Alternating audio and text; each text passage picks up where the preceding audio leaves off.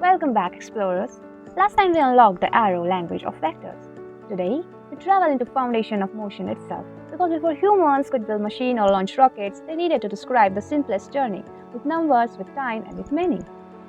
Imagine ancient traders crossing a desert. Step after step, they marked how far they had gone. That is distance, the total path traveled. If they walked 3 miles north, then turned and walked 4 miles east, the distance is even 7 miles.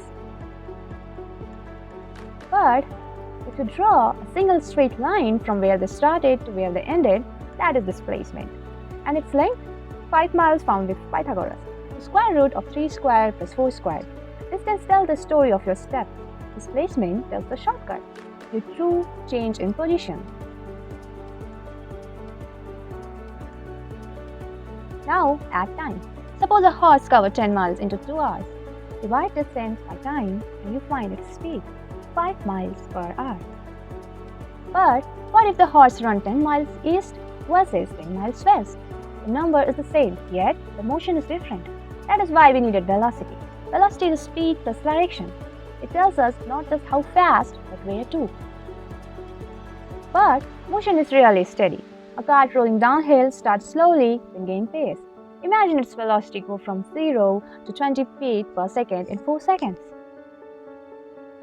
Divide the change in velocity, 20 by the times 4, and you find its acceleration, 5 feet per second squared. That means every second its speed increases by 5 feet per second. Acceleration is not only speeding up.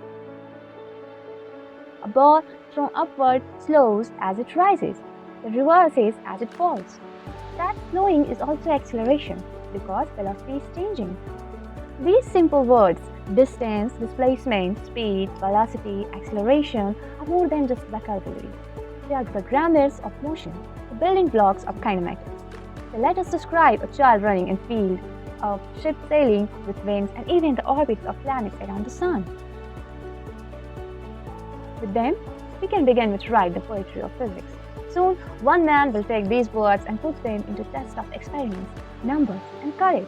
In our next adventure, we meet Galileo, the thinker who proved that motion follows laws hidden in nature itself.